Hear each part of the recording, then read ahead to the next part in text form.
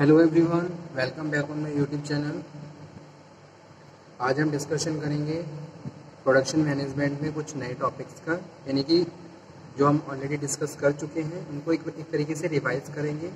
Dispatching topic हमने last lecture में discuss किया था, तो आई होप आपने ये अटेंड कर लिया होगा। अगर कोई डाउट हो तो आप दोबारा से डिस्कशन कर लेना, ठीक है। डिस्पैचिंग का मतलब होता क्या है? Dispatching function involve the actual granting and permissions to proceed according to the plan already laid down. Okay, dispatching involve the meeting of the schedule by proper utilization of machines. जो भी schedules आपने बनाया है उनको properly implement करना, ठीक है, by proper utilization of machines, work places and material workers design by routing, ठीक है।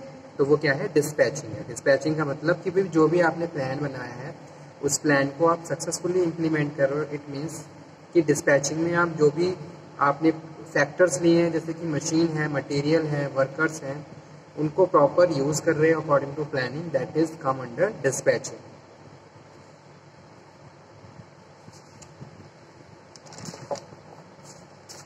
इसके बाद बिजनेस प्रोडक्शन मैनेजमेंट में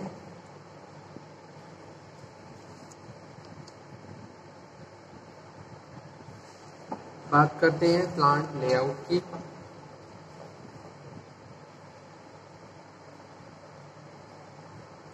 प्लांट लेआउट का क्या मतलब होता है?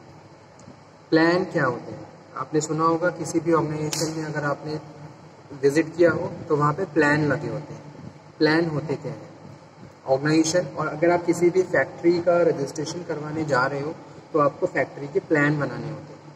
प्लान जब तक आप अप्रूव नहीं करोगे, जब तक आप सबमिट नहीं करोगे, तब तक आपको लाइसेंस ऑब्टेन करके नहीं दिया जाएगा, ठीक है। आप लाइसेंस ऑब्टेन नहीं कर सकते। आपको लाइसेंस ग्रांट तभी होगा जब आपने प्रॉपर प्लान और जो भी रिक्वायर्ड डॉक्यूमेंट्स हैं उनको सबमिट कर दिया गया होगा, ठीक है।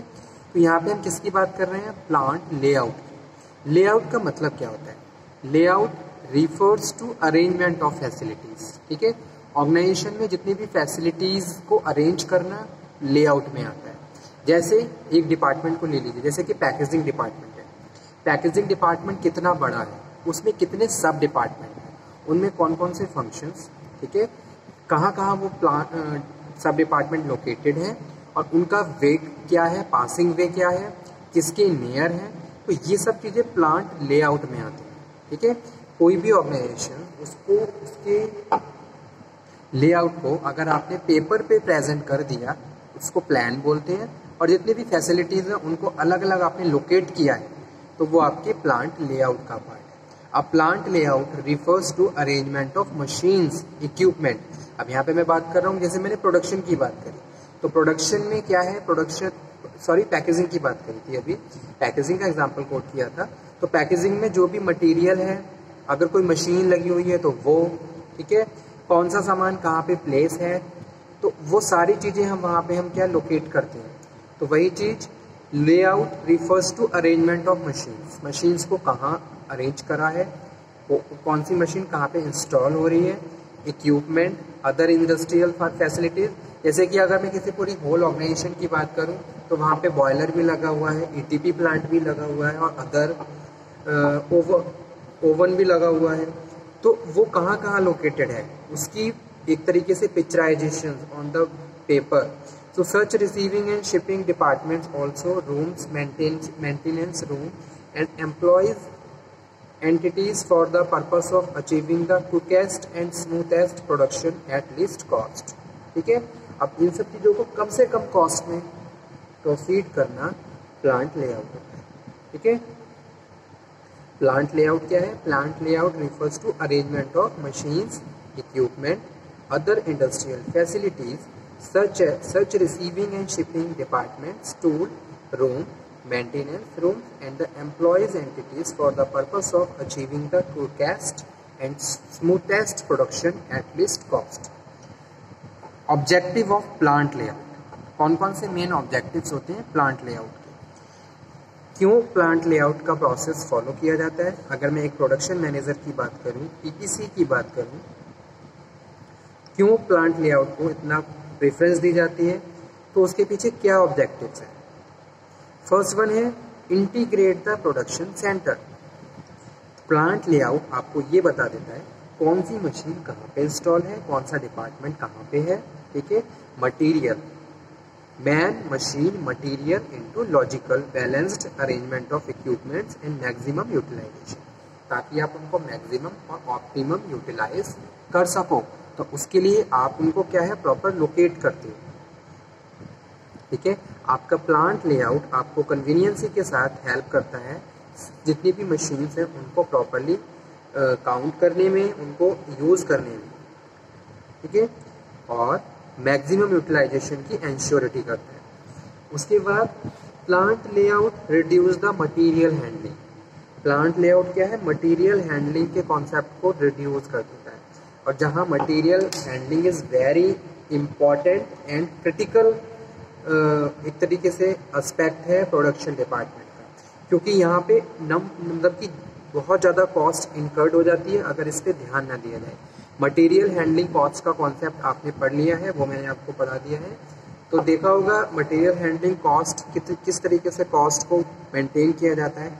तो उसके लिए मटेरियल को हम मंगा रहे हैं, कौन से वेंडर से मंगा रहे हैं, उसके बाद उनको किस तरीके से स्टोर किया जा रहा है, और उसके बाद फर्दर किस तरीके से प्रोडक्शन में उसको यूज़ किया जा रहा है।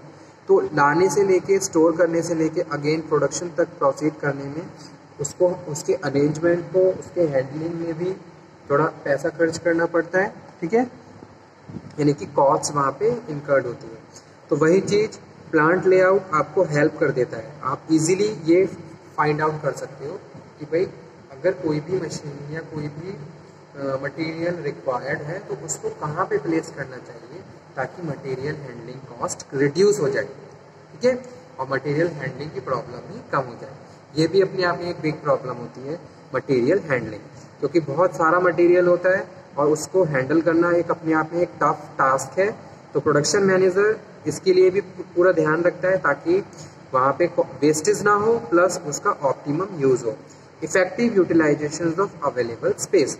उसके बाद जो थर्ड ऑब्जेक्टिव है प्लांट लेआउट का वो ये है कि अगर हमारी ऑर्गेनाइजेशंस इतने स्क्वायर फिट में है या जो भी मेजरमेंट्स होते हैं उसमें है, तो जितना भी प्लेस हमारे पास अवेलेबल है हम उसको प्रॉपर यूज़ कर पाएँ। ऐसा ना हो कि कोई भी प्लेस खाली पड़ा हुआ है और उसका कोई यूज़ नहीं हो रहा है, ठीक है। तो effective utilization of available space also commence by the plant layout process, ठीक है। आप प्लांट लेआउट करोगे तो आपको ये पता चल जाएगा कि आपकी ऑर्गेनाइजेशन में कितना प्लेस अवेलेबल है और उसके हिसाब से कैसे आप नई मशीन्स को इंस्टॉल कर सकते हो, नए सेटअप को लगा सकते हो, ठीक है। फ्लैक्सिबिलिटी रहती है, फ्लैक्सिबिलिटी प्रॉपर है। अवॉइड इंडस्ट्रियल एक्सीडेंट, और इंडस्ट्रियल एक्सीडेंट भी हमेशा अवॉइड रहते। क्यों? क्योंकि अगर आपने सारी चीज़ों को प्रॉपरली उनके अप्रोप्रिएट प्लेस पे प्लेस कर रखा है तो उससे बहुत कम चांसेस हो जाते हैं एक्सीडेंट के या फिर किसी अदर टाइप के इंसिडेंट होने के। तो ये सारी प्रॉब्लम भी दूर हो जाती हैं अगर कोई भी एक डिपार्टमेंट और उसमें सब डिपार्टमेंट उनको आपने प्रॉपरली अरेंज कर रखा है, तो बहुत कम चांसेस रहेंगे कि वहाँ पे कोई कॉन्फ्लिक्ट हो या फिर कोई अदर प्रॉब्लम इश्यू। ऐसे क्या होता है प्रोडक्शन में होता है, प्रोडक्शन में का लेआउट प्रॉपर करने के बाद प्रोडक्शन मैनेजर इंश्योर हो जाता है और वो बेटर तरीके से अपने प्रोडक्शन में जो भी टारगेट्स हैं, डे टू डे टारगेट्स हैं, मंथली टारगेट्स हैं, उनको अचीव कर सकते हैं।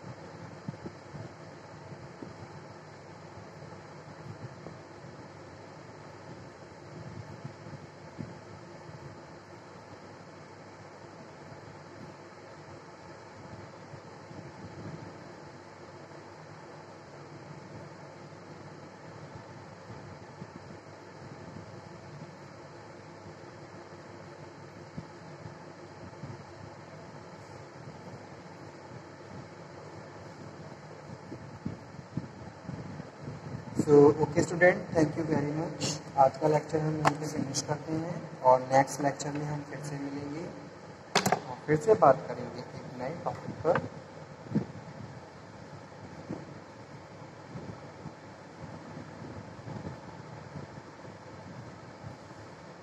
ये आप नोट डाउन कर लीजिए, प्लांट लेआउट और इसके ऑब्जेक्टिव्स ऑफ प्लांट लेआउट। इतने ये नोट्स डिटेल में इजीली लिखे जा रहे हैं ताकि आपके लिए कन्वीनियंस ही रहे और आप बेटर तरीके से नोट्स भी बना सको।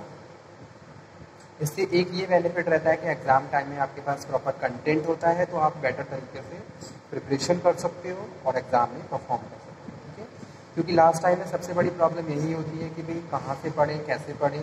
तो अगर आपके पास स्मार्ट कंटेंट है तो ईजिली आप अच्छा परफॉर्म कर सकते हो।